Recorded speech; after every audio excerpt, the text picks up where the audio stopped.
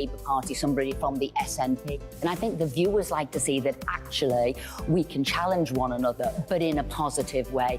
We think we ask the questions that people want to ask, and often we ask the questions that we wanted to ask in Parliament but never got the chance to ask. So join us every Saturday, 10 a.m. till noon on GB News, Britain's news channel. It's all about family, being in people's living rooms, all the interaction and getting to know who our viewers and listeners are. When I was young, my dad used to say, "Nana, stop arguing." I wanted an outlet that would enable me to give my opinion.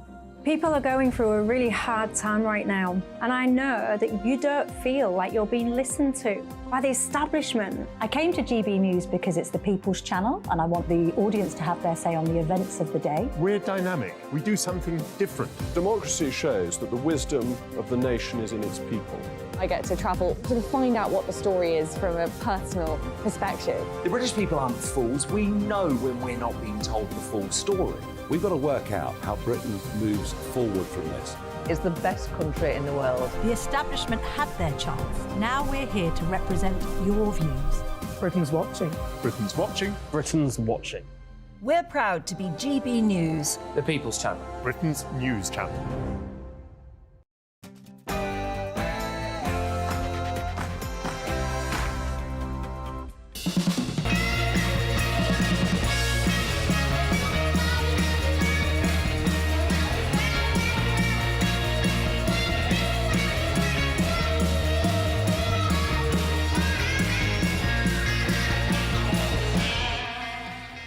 Welcome to Lee Anderson's Real World, and tonight we're back at Uxbridge at the Conservative Club. We've got some brilliant guests tonight. We've got Neil Hamilton, who's the leader of UKIP and former Conservative MP. We've also got Stephen Pound, he's an ex-Labour MP. We've got the Conservative activist and GB News presenter Albie Amankona, and we've got Lisa Mason, who's a former British champion at the Olympics and Commonwealth Games. But first, let's go to the news.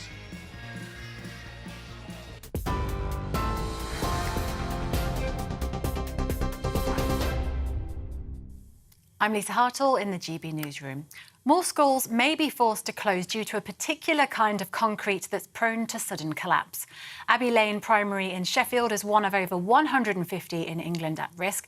Others in Scotland, Wales and Northern Ireland are also being assessed. A TikTok influencer and her mother have been jailed for life for murdering two men. Mahek and Shireen Bakari ambushed the pair and killed them during a high-speed car chase near Leicester in February last year. Saqib Hussain, who was travelling with Mohammed Hashim-e Jazuddin, had threatened to reveal an affair he'd had with the social media star's mother. The women will serve a minimum term of more than 31 years and 26 years, respectively.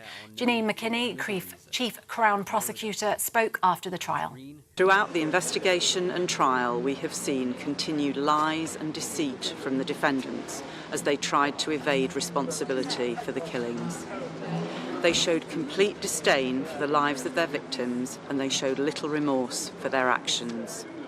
The families of the two young men who so tragically lost their lives at the hands of these defendants have patiently endured a lengthy and complex legal process as we brought these defendants to justice. The number of migrants per boat crossing the Channel has hit a new monthly high.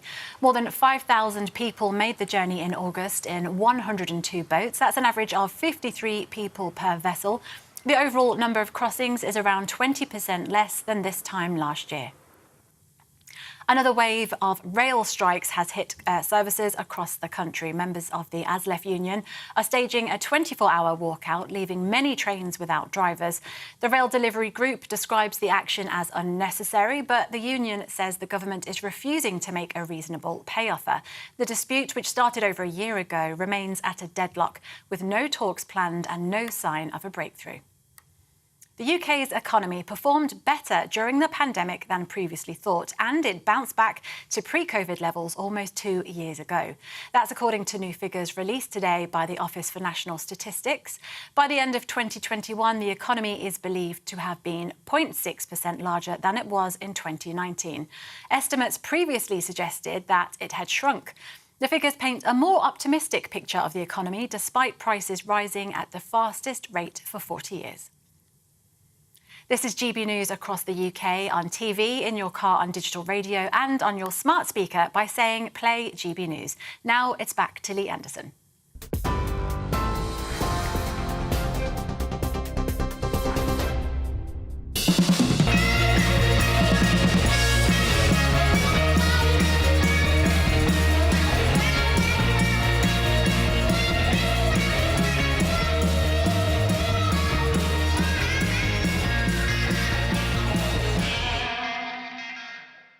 Today, I'm joined by the UKIP leader and former Conservative MP, Neil Hamilton, and our left in the corner, almost resident left in the corner today, is the former Labour MP, Stephen Pound. Now, we'll get straight to it, Neil. Yeah.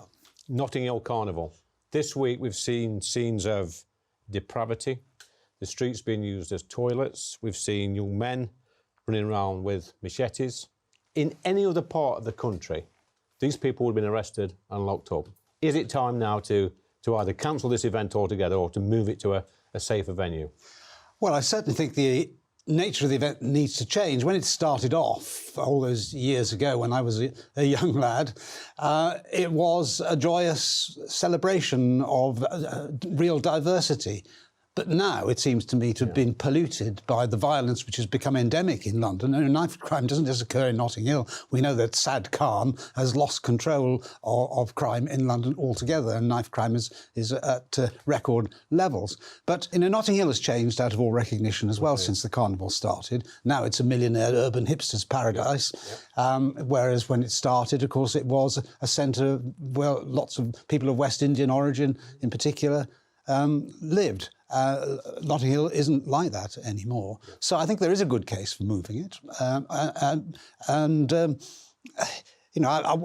Everybody should be in favour of carnivals, obviously proper carnivals. But if there are excuses for the kind of depravity which you mentioned, then clearly that's not acceptable. But of course the police have effectively given up on policing events of this kind. We all know why, don't we? Institutional racism, as Lord Macpherson described the Metropolitan Police, quite wrongly in my view.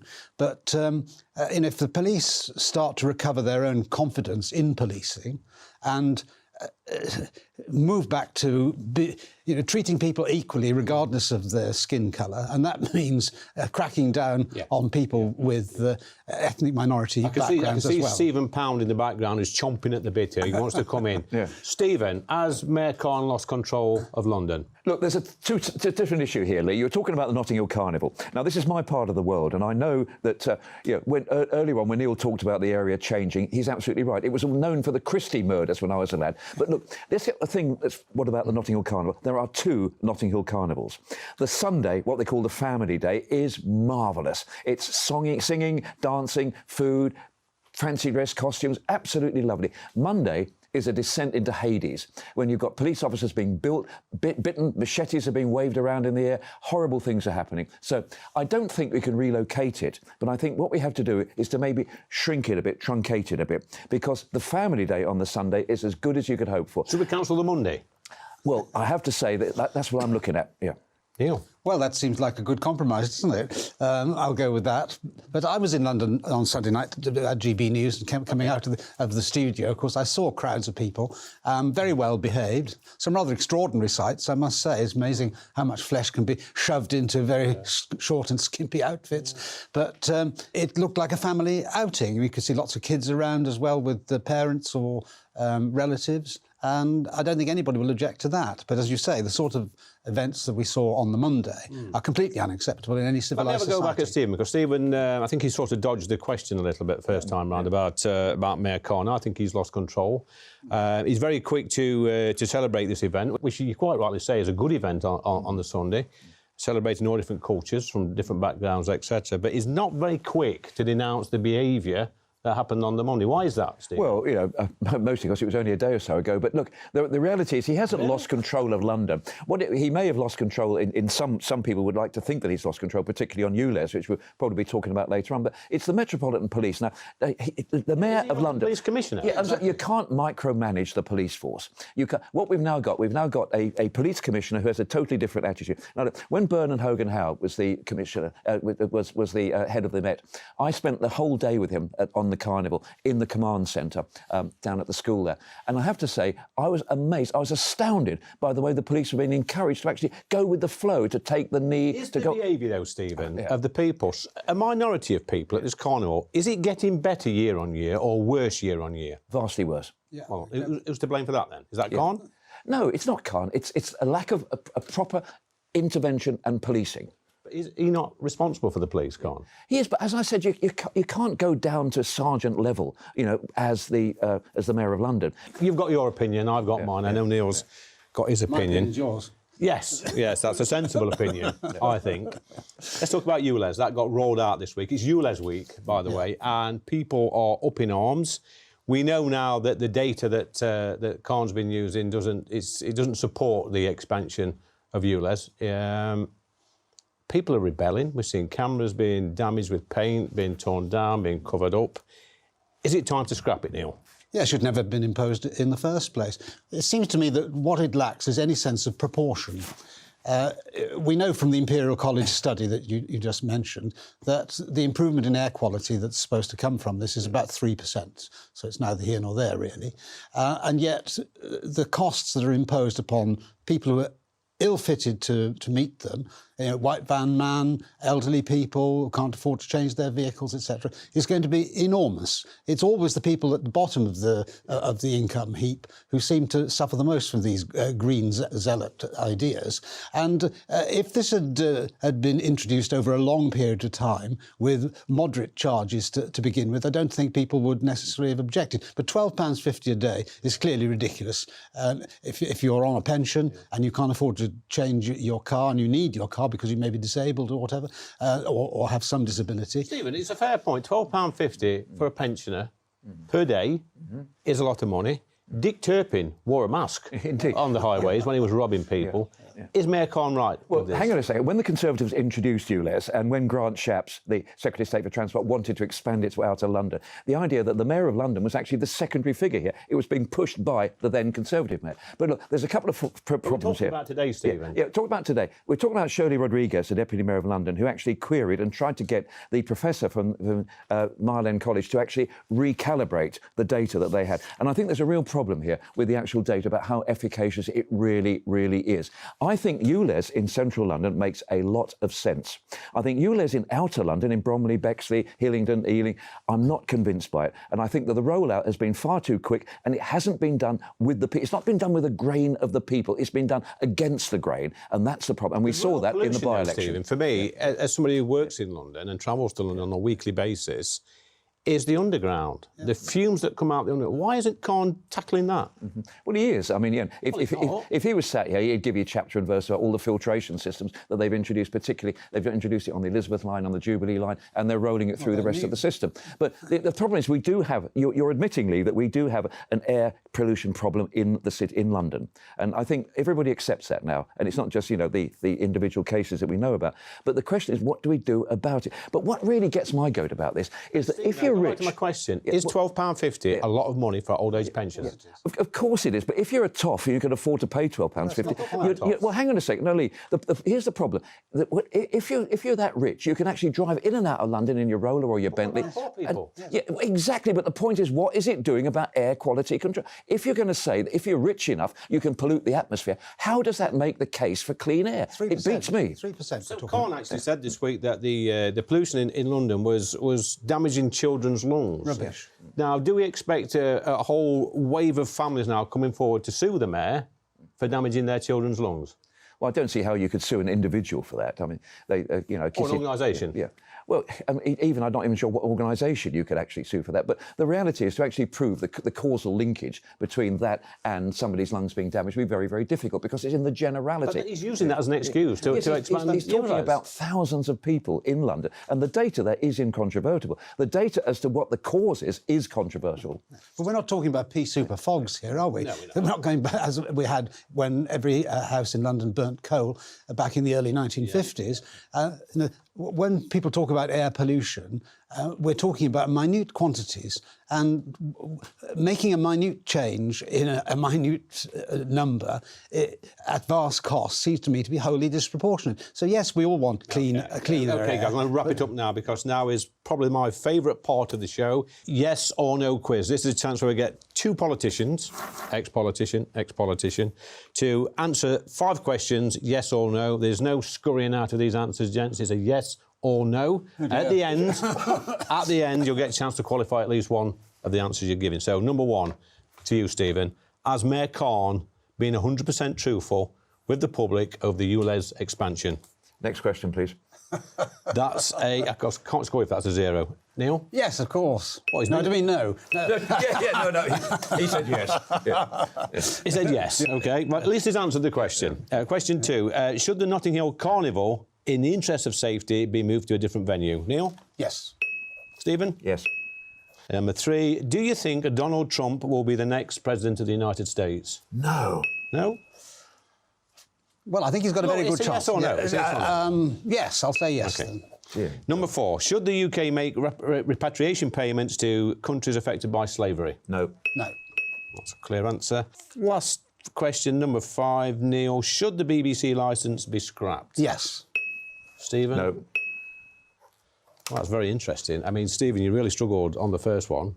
Has Mayor Khan been 100% truthful with the data for the ULEZ expansion? I think I mentioned earlier on, we got a problem with the Shirley Rodriguez memo to Queen Mary College about what she actually called sort of nuancing the data that's come in. I think we've got a real difficulty, and we need to have an independent academic analysis of precisely what this data actually says and what it means. And I think that's the problem we have at the present time. On paper, it looks a good idea. Clear air, obviously everybody's in favour of it. But whether ULEZ makes a difference, and I think to talk about 1954 and the pea super fogs is not really helpful in this particular case. We're talking about something a bit more insidious and not so visible. In fact. Yeah. OK, Neil, you and Stephen disagreed on the BBC licence. Should it be scrapped? Yeah, we did. Well, it's a completely outdated thing, isn't it? The BBC licence fee was introduced when there was only the BBC. Yeah. Now there's a multiplicity of channels on terrestrial broadcasting and a whole host of alternatives as a result of living in the digital age. Yeah. So clearly it's an insupportable institution. I believe in public sector, public interest broadcasting, but the BBC is just a vast monolith doing all sorts of things that the public could pay for. Things like Strictly. Don't you think it should be massively reduced? That's the answer. I mean, I think we should have a public sector broadcaster. We need to have a national broadcaster, but not at this present level. It should be reduced massively. Well, I think the good news is there for you, Neil. You're the clear winner of the quiz. You got 5 points. Stephen got 4 because you failed to come to an answer. Story of my life. Well, it's a struggle. But look, up next we've got Albie Amankona returning with Stephen Pound for a head-to-head, left versus right. Do not go away. Which side am I? That's fine. The temperature's rising. Boxed Solar, proud sponsors of weather on GB News. Hello again, it's Aidan McGivern here from the Met Office with the GB News forecast. Showers clearing overnight, some low cloud remaining, even some fog by dawn, but the trend is for it to turn increasingly sunny and increasingly warm over the next few days as high pressure replaces low pressure. Low pressure already filling and disappearing overnight, and as a result, the showers and any outbreaks of rain tending to become very isolated through the hours of darkness. A lot of low cloud, I think, especially for England and Wales, and some fog patches forming by dawn.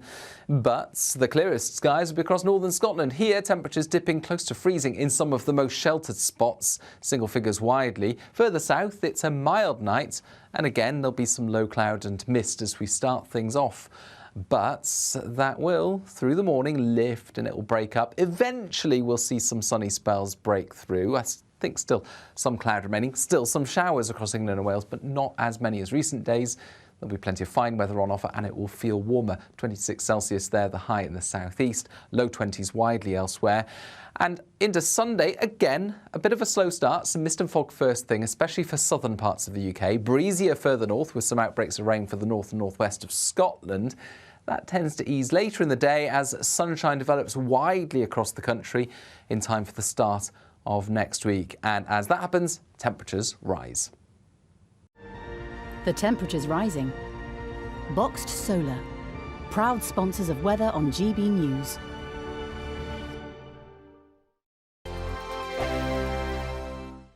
What you get for breakfast is something that, if we do our jobs right, you will wake up to news that you didn't know the night before. It's a conversation. It's not just me and Eamon. We want to get to know you, and we want you to get to know us.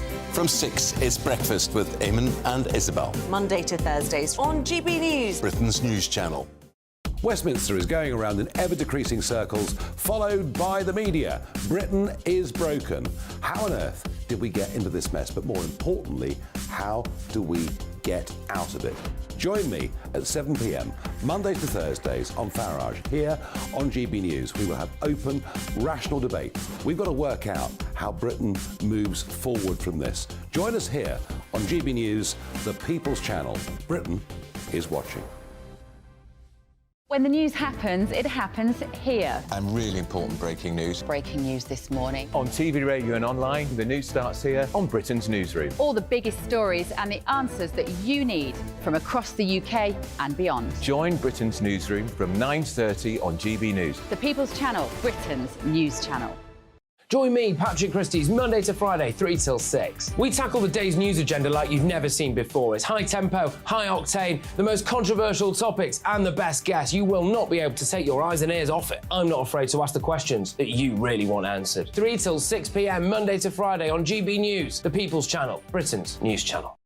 People in Britain, they love free speech, but they also love fair play. I don't care if I'm speaking somebody from a trade union, from the Labour Party, somebody from the SNP. And I think the viewers like to see that actually we can challenge one another, but in a positive way.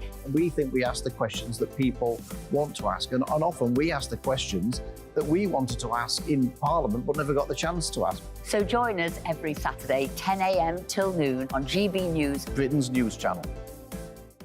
It's all about family, being in people's living rooms, all the interaction and getting to know who our viewers and listeners are. When I was young, my dad used to say, "Nana, stop arguing." I wanted an outlet that would enable me to give my opinion. People are going through a really hard time right now, and I know that you don't feel like you're being listened to by the establishment. I came to GB News because it's the People's Channel, and I want the audience to have their say on the events of the day. We're dynamic. We do something different. Democracy shows that the wisdom of the nation is in its people. I get to travel to find out what the story is from a personal perspective. The British people aren't fools. We know when we're not being told the full story. We've got to work out how Britain moves forward from this. It's the best country in the world. The establishment had their chance. Now we're here to represent your views. Britain's watching. Britain's watching. Britain's watching. We're proud to be GB News, the People's Channel, Britain's news channel.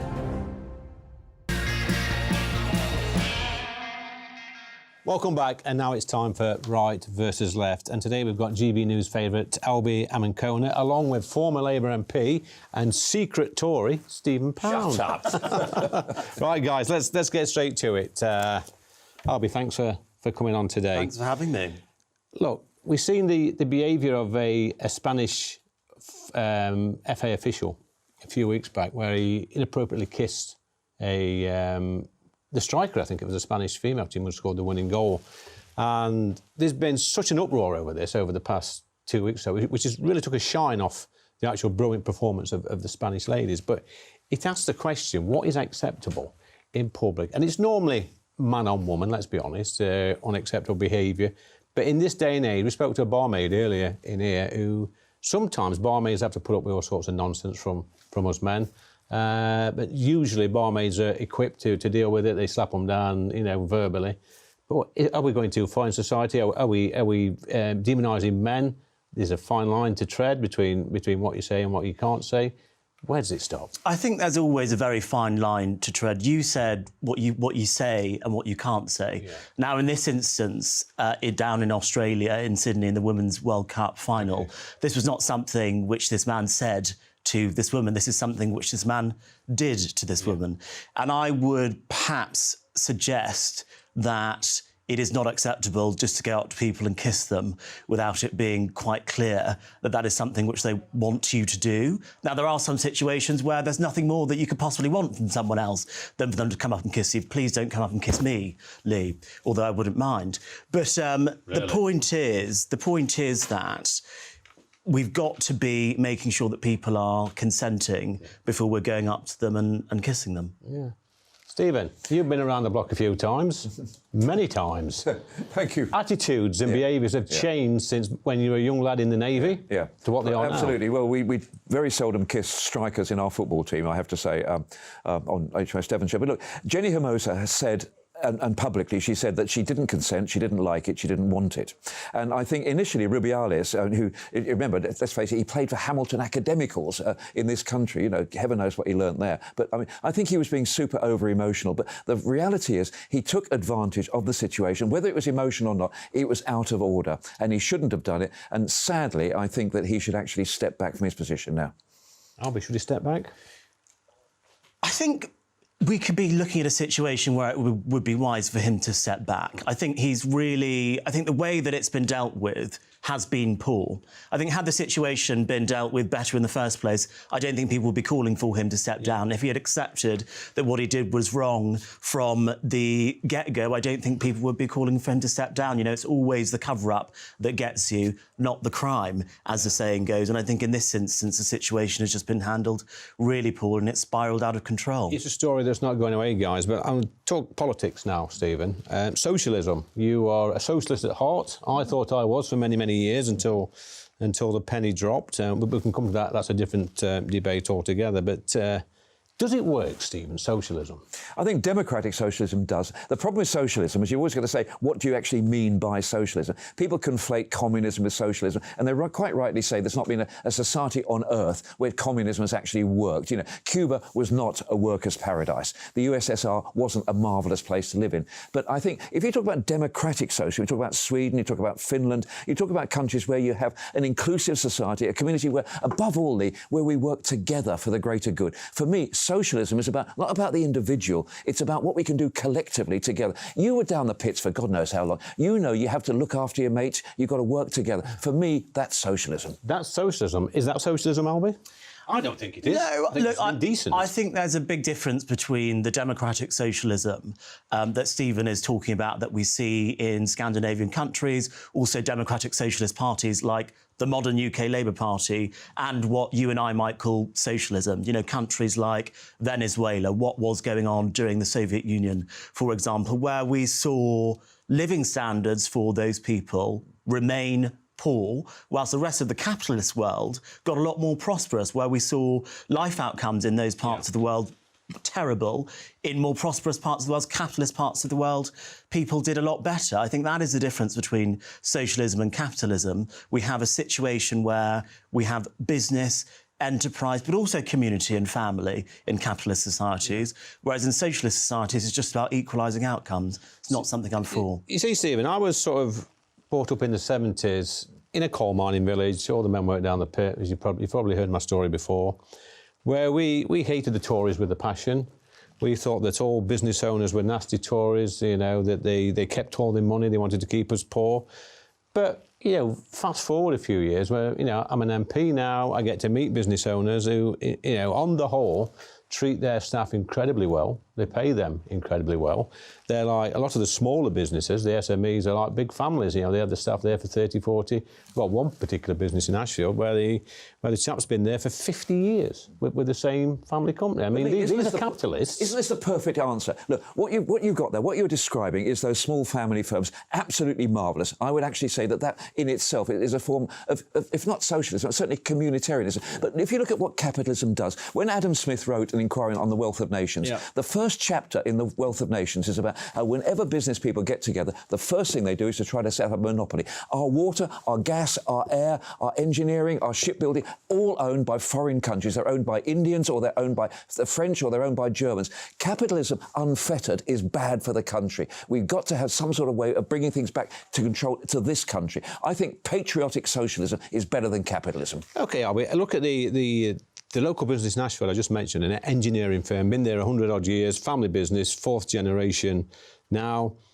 That bloke who runs that company, Charles, his name is, he drives a couple of Maseratis, he's got nice big sports cars, he's got a great family home, he's got abundance of wealth, but he treats his staff well.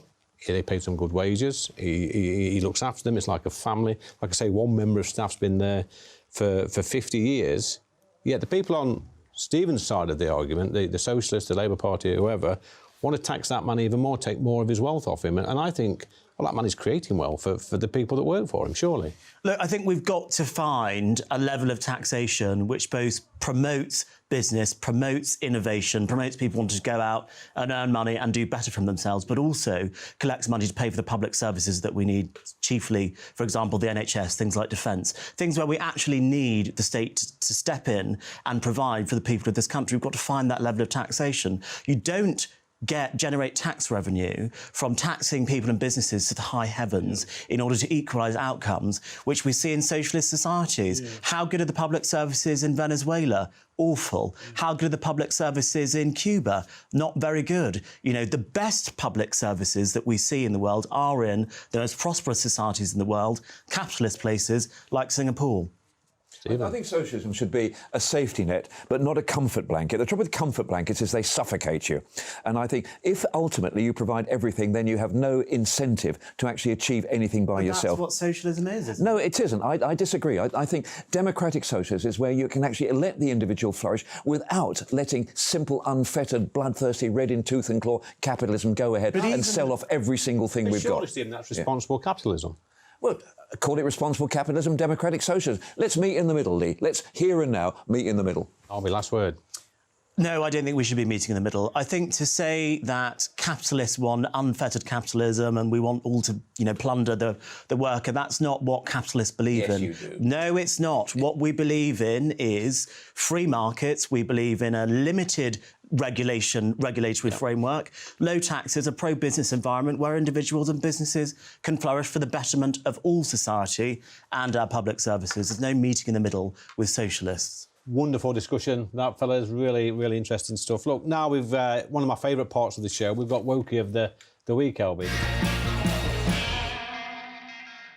This is where we pick three either woke organisations or people that's done something incredibly woke during the week. I can tell this is going to annoy me. You're going to be the judge of this, Okay. judge and jury. So the first one, we've got this crazy story. Firefighters are urged to embrace diversity and use gender-neutral language during emergency call-outs. Really? I just wonder who this is appealing to. I live opposite a fire station. I don't care what they call me. I just care that they would want to come and save me if my house was on fire. Okay. I think that's the point so the next, of fire services. I mean, the next candidate we've got, NHS doctors are told not to ask trans patients their names because it's rude, intrusive and insensitive according to unofficial rules. But a poster at a major hospital tells medics to stop asking inappropriate questions. Have you got a pulse? Is that an inappropriate question? Well, if we get to a point where medical professionals can't even ask you what your name is, I think we have to start looking in the mirror and asking what's gone wrong in society. I think that's a good point, because when you go to somebody who's unconscious, you know, one of the first things we were taught in first aid at the pit was, what's your name? Yeah. Are you okay? What, you know, blah, blah, blah. To get a response. Yeah, to get a response.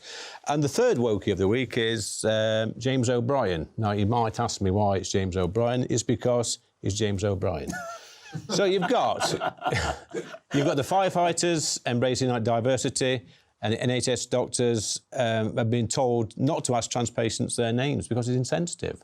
Who's your winner? For me, I think it's got to be the doctors not being able to ask people what their names are. My name is Albie. It's not offensive if people ask me what my name is. I will tell them and we'll move on with whatever it is that we're doing. Well, there you go, Albie. I think, well, the award this week goes to the NHS doctors. You are Wokies of the week, so do not go away. Next, we've got Gary the Cabbie.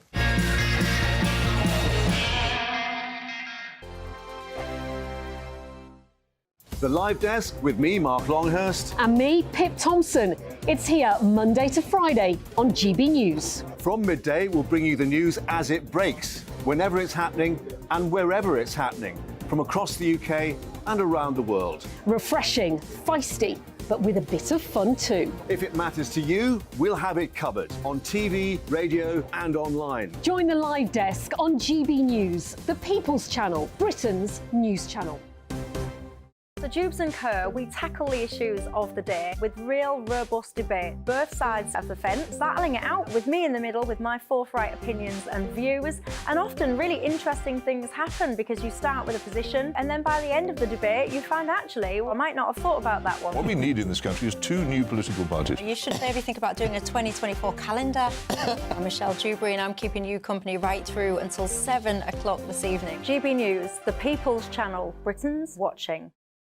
Monday to Thursday, 9 p.m. till 11 p.m. Join me, Dan Wootton, for 2 hours packed full of unfiltered opinions, unique takes, and fiery debates. I guarantee you blockbuster guests and exclusive reporting with no spin, no bias, no censorship. I think there is a culture of collusion, quite frankly. And no reason to go to bed. That's Dan Wootton tonight on TV, radio, and online. Monday to Thursday from 9 p.m. till 11 p.m.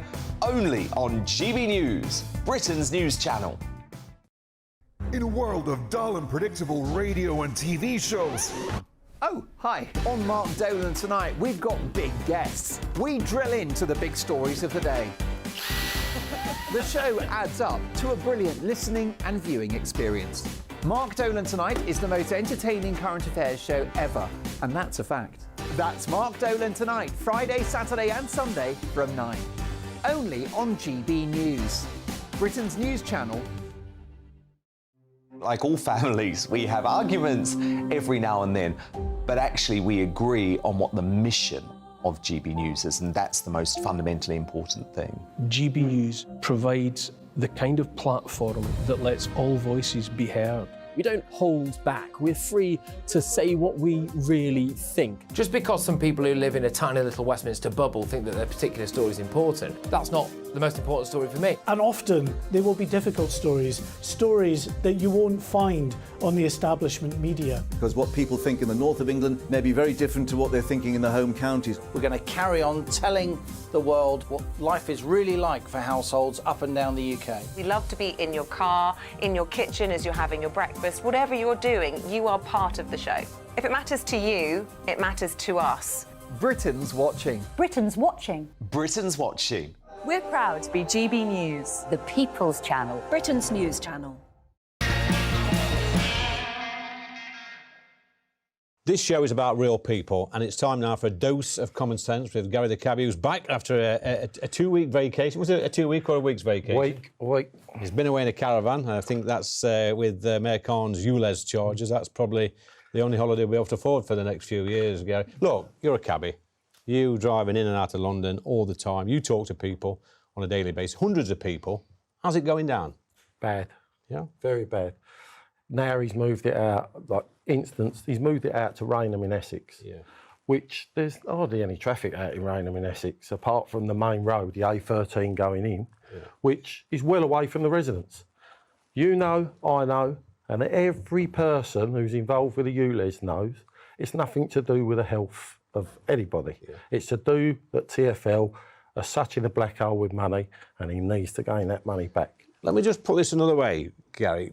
Because people are now having to pay an extra £12.50 a day for going, regardless, for travelling about in London, should I say, sorry, is that not better for cab drivers? Aren't you getting extra business from it? Yeah, it could be cheaper. I'm not going to lie to you, Lee. Of course I'm getting that extra. I don't get any extra business. Okay. What I do, it costs the punter more money. Yeah. But is that fair? No, it's not. Is that fair for me to take an 80-year-old lady, take her, she wants to go to Bishopsgate, Liverpool Street Station, she wants to go and visit her son. I've got to drop her 600 yards away from the main entrance because of it, because of the bus gates, they call them, same thing. Now, she's 84, she's got a case. How's that fair? And it's just cost her an extra tenner on her fare. That's just not, it's not fair. So we see Mayor Khan saying, and we've seen some politicians on this show actually say that the vast majority of Londoners support this idea. Have you come across any in your cab? Not in my cab. Every question is about it. I haven't had one that said, you looked at the news last night, not one said that, oh, it's good. How can it be good? It's bad for the shops, it's bad for the people's purses, and it's bad for everyone. And all he's done is moved the problem across the street. Yeah. That's all he's done. Well, I understand that Mayor Khan's not actually responded to your challenge that you laid out a few weeks back, where you said that come and spend an hour in my cab, Yep. and I'll drive you around the streets of London to see what sort of mess you've made of this place. I guess that invitation is open to all the mayoral candidates in next year's election. So any mayoral candidate that wants to get in touch with you, and then get in touch with me, I will pick them up wherever they live, and I will take them round. Shame I couldn't have taken them round while the Notting Hill Carnival was on. And let's come on to that, the Notting Hill Carnival. So that we've seen again an event which seems to get worse by the year, the behaviour, the arrests. I think somebody was stabbed again this year. There was all sorts of depravity. We've seen the scenes where, you know, semi-naked women were gyrating. There were men performing some like simulated sort of acts on these women. Pure filth. You know, anywhere else in the country, these people would have been locked up, thrown in a van, taken away. Why isn't that happening in London? Because the mayor don't want it to. Same as he don't want to have anything happening in the square unless it's that side of it. Yeah. I'll tell you now, Lee, I've worked it every year. The Notting Hill Carnival is fantastic between 11 o'clock in the morning and 8 o'clock at night. Once it's dark, forget about it. If you see all the houses have to be boarded up, all the shops have to be boarded up, it's a fun place. But as soon as it gets dark at dusk, the people who want to cause trouble come out. Not the carnival goers, it's the people who are there on purpose. And the mess that was left on Tuesday morning, God knows how much that's cost Mr. Mayor. Yeah, thousands of pounds, I guess, Guy. But you make a good point. The Notting Hill Carnival, I've not been myself, I've not been fortunate enough to go, but I understand it's a great event. But like you say, you get the night creatures come out, you know, and they use it as an excuse, a master to go and cause mayhem. We've seen them running around with machetes. We've seen people using the streets as toilets, urinating and doing other stuff. It's just filth, isn't it? It is, but that's not the carnival's fault, is it? No. That is just people. It don't matter if you had that wherever. They would come out and do that anyway because that's what they want. The carnival itself's brilliant, but it's got to be stopped at 8 o'clock at night. Knock it on the head. Do you feel sorry for the police after police? I feel sorry for the police. How many of them? One was sexually assaulted, one stabbed, more than a dozen assaulted, and I feel sorry for the people who live there. They have to go. They have to move away for the weekend. More money it's costing the poor people. So what would your message be to Mayor Khan today after another weekend of mayhem at the Notting Hill Carnival? Seriously look about putting a no-go zone after 8 o'clock at night. As soon as it gets dark, it's got to stop. During the day's perfect. As soon as it gets dark, stop it. And I know our candidate for next year's mayoral election, Susan Hall, has suggested that the venue be changed, moved to a safer place, like a big park somewhere, so you're not in the streets. Would that be a solution, do you think? Got one of the biggest parks in the world in London, Hyde Park. Why can't it go in there? Well, it could it? Could do, although saying that, probably because Mayor Khan has put the bus lane in Park Lane, no one will be able to get to it. Well, that's another bone of contention. When I travel that route in a cab in London, every single cab driver moans about that length of road and the bus lane. You've got the biggest cycle lane in the world in Hyde Park, but he's put one 200 yards away next door to it and caused pollution that he don't want to cause. Why would he do that? Oh, because he needs the money to cover what he's lost in the TfL. Look, Gary, it's been absolutely brilliant talking to you again. I've missed our little chats in the cab, and hopefully next week we'll get back on the road. Some more common sense from Gary the cabbie. But coming up, we've got last orders, and we've got former Olympic gymnast Lisa Mason, who's going to talk about her wonderful achievements with Team GB and some not so wonderful moments during her early years in gymnastics. Do not go away.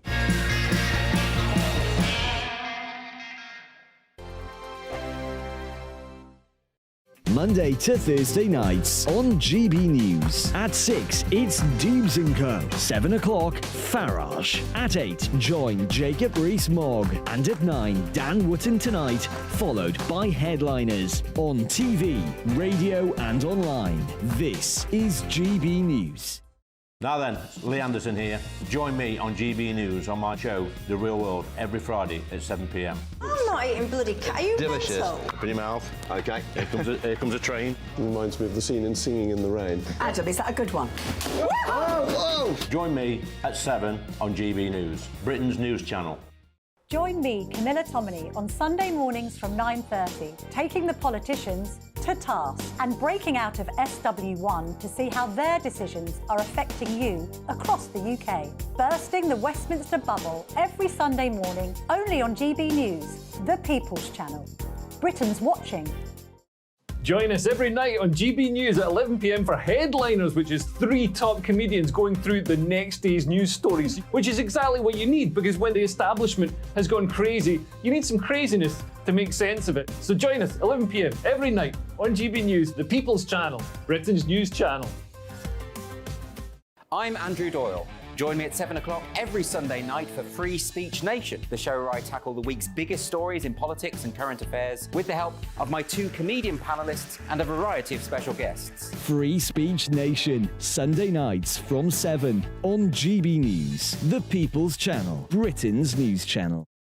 Every Sunday from 11, join Michael Portillo. There will be topical discussion, looking at the week before and the week to come. So kick back and relax at 11 a.m. on Sundays on GB News with me, Michael Portillo. GB News, the People's Channel, Britain's news channel.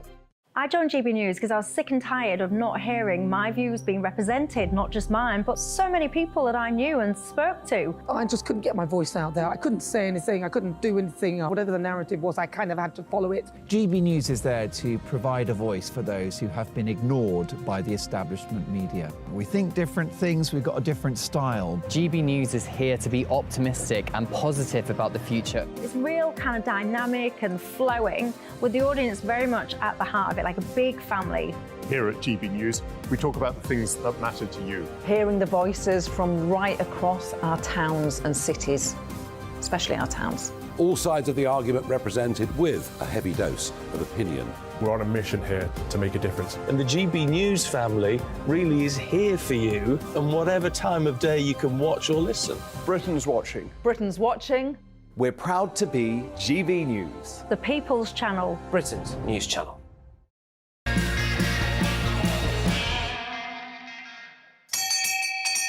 That's the bell ringing, so we know what that means, and I'm delighted to be joined by Lisa Mason, Team GB gymnast, Commonwealth Games, World Championships, Olympic Games. You've won medals galore. Yep. But it's not always been easy, has it, Lisa? You know, growing up, being a young girl, training, lots of pressures. Yep. I think a little bit of abuse there on your body from being forced by coaches to do things that are not natural always. Not necessarily. I think, you know, it's very difficult in a sport where you're pushing you to be the best in the world at such a young age. What age are we talking about? I mean, you compete internationally as a senior at 14, which I think is ludicrous, personally. You don't really kind of know if you want that yourself, so to be pushed, and I think it's a vicious cycle, ultimately, and, you know, people talk about this culture of fear and stuff like that, but, you know, you kind of learn from who were the best, and it's, you know, the Soviet Union at the time, and they're pushing for these girls to look a certain way to fit in with the equipment, and it's not that the equipment's been adapted to, you know, fit young women. You know, these young women have been adapted and stunted growth to fit into the equipment. And it can be, it's a very, very tough one, because I feel like everything that's come out and everyone that has blown the whistle on the abuse and stuff that's happened, people have learned, and they are growing and they are realising that actually this is not the only way, and we can prolong careers now. So you are seeing more gymnasts that are in their 20s.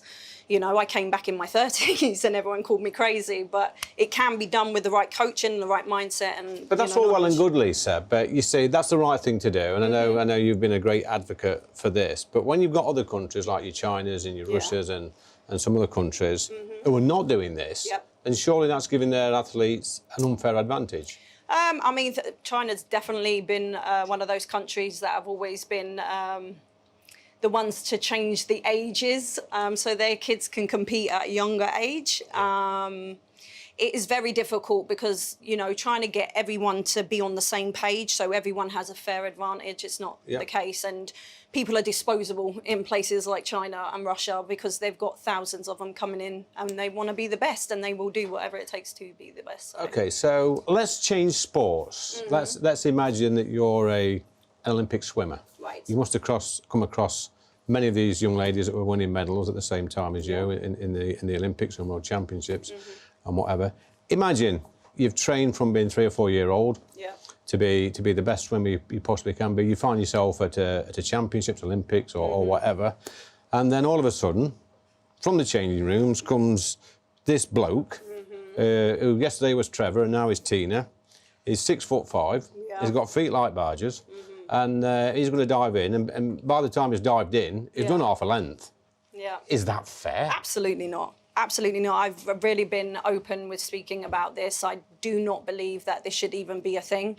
If there's a transgender movement and they want to compete, then we make a category for them. But ultimately, there's not enough of them to fill that whole category. There is unfair advantages. I don't care what anyone says.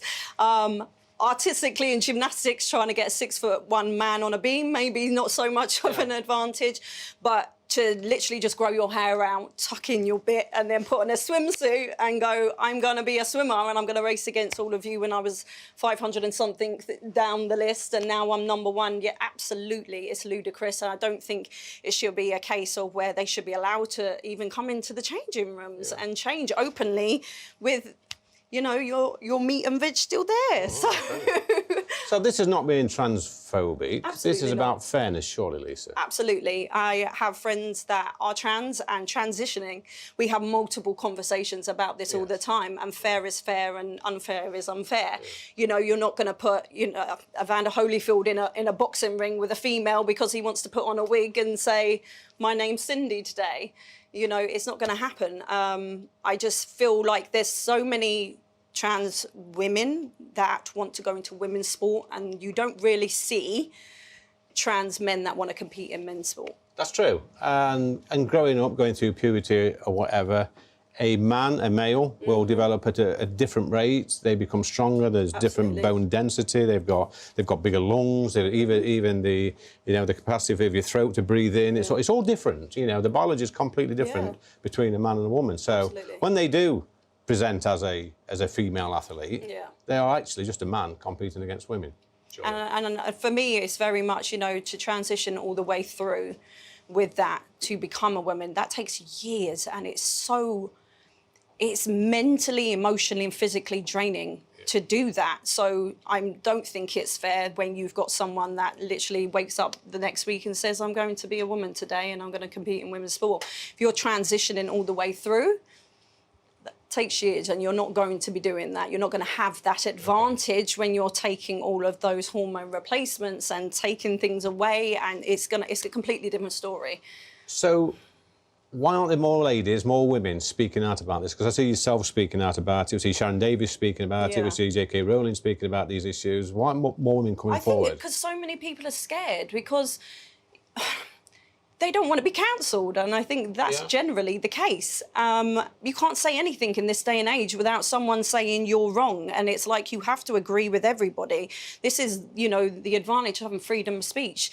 I can sit here and argue with you and not agree with some of the points that you make in life, but that doesn't mean that I'm going to attack you to say that you're wrong. I think this is personally something that's important for me, being a sportswoman myself.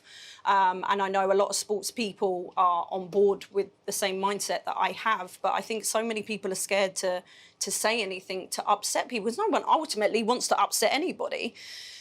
But they're just scared, I think. That's it. So are you going to be cancelled, Lisa? I hope not. I hope not, but I will speak up for what I believe, and you can't tell me that it's not right. Well, look, we've got you here for a reason. Yes. We've got you behind the bar. It's on the pull. There is a challenge. I mean, Esme's knocking about. Come on, Esme, come in here. You've got a pint pot, Lisa, which is there. Okie dokie. There is a pump, and you have to pull a pint. And let me tell you, the competition over the past few weeks has not been very good. The standard is pretty low. So if you can't beat last week's contestants or the week before, then really you should not be behind the bar. Is it just to pull a great Just pint? to pull a pint. Okay, Go let's for do it. Let's go Come on, for Esme, it. you're going to judge this. I think last week we had David Starkey. It started with it already. Oh dear. Oh no, that's terrible. Well, you only get one chance. Oh no, the pressure. One chance. It's the pressure. Oh, that's shocking. I don't think that's shocking. I don't think you're going to get a gold medal for this. So put it on the bar, please. Just pop it on the bar. Just pop it on the bar. Yeah. That is shambolic. It's all well and good laughing.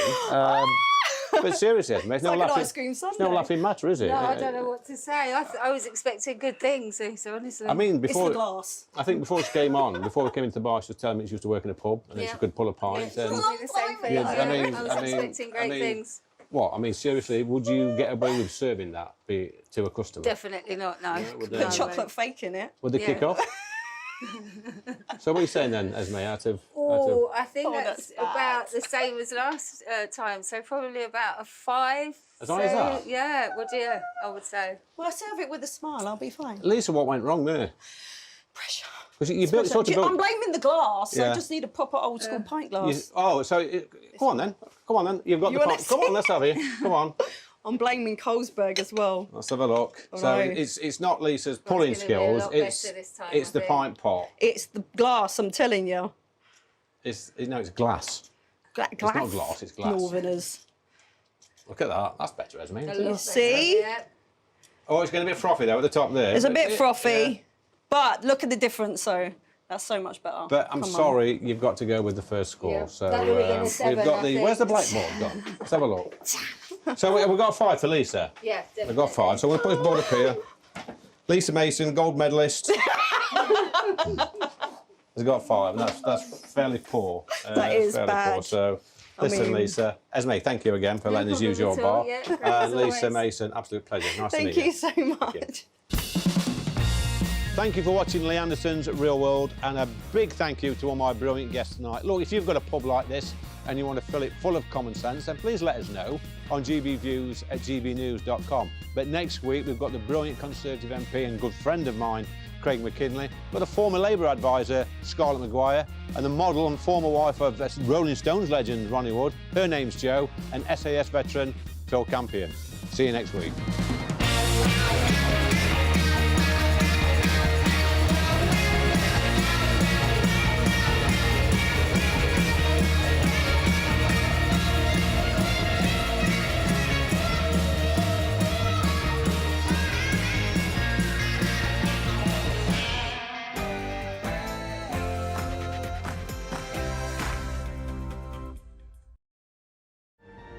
A brighter outlook with Boxed Solar. Proud sponsors of weather on GB News. Hello again, it's Aidan McGivern here from the Met Office with the GB News forecast. Showers clearing overnight, some low cloud remaining, even some fog by dawn, but the trend is for it to turn increasingly sunny and increasingly warm over the next few days as high pressure replaces low pressure. Low pressure already filling and disappearing overnight, and as a result, the showers and any outbreaks of rain tending to become very isolated through the hours of darkness. A lot of low cloud, I think, especially for England and Wales, and some fog patches forming by dawn. But the clearest skies will be across northern Scotland. Here, temperatures dipping close to freezing in some of the most sheltered spots, single figures widely. Further south, it's a mild night, and again, there'll be some low cloud and mist as we start things off. But that will, through the morning, lift and it will break up. Eventually, we'll see some sunny spells break through. I think still some cloud remaining, still some showers across England and Wales, but not as many as recent days. There'll be plenty of fine weather on offer and it will feel warmer. 26 Celsius there, the high in the southeast, low 20s widely elsewhere. And into Sunday, again, a bit of a slow start, some mist and fog first thing, especially for southern parts of the UK. Breezier further north with some outbreaks of rain for the north and northwest of Scotland. That tends to ease later in the day as sunshine develops widely across the country in time for the start of next week. And as that happens, temperatures rise. A brighter outlook with Boxed Solar. Proud sponsors of weather on GB News. What you get for breakfast is something that, if we do our jobs right, you will wake up to news that you didn't know the night before. It's a conversation. It's not just me and Eamon. We want to get to know you, and we want you to get to know us. From 6, it's Breakfast with Eamon and Isabel. Monday to Thursdays on GB News. Britain's news channel. Westminster is going around in ever-decreasing circles, followed by the media. Britain is broken. How on earth did we get into this mess? But more importantly, how do we get out of it? Join me at 7 p.m, Mondays to Thursdays on Farage. Here on GB News, we will have open, rational debate. We've got to work out how Britain moves forward from this. Join us here on GB News, the People's Channel. Britain is watching.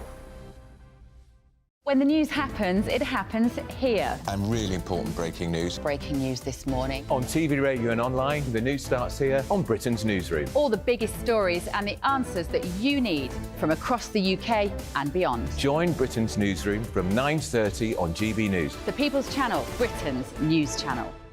Join me, Patrick Christie's Monday to Friday, 3 till 6. We tackle the day's news agenda like you've never seen before. It's high tempo, high octane, the most controversial topics and the best guests. You will not be able to take your eyes and ears off it. I'm not afraid to ask the questions that you really want answered. 3 till 6 p.m, Monday to Friday on GB News, the People's Channel, Britain's news channel.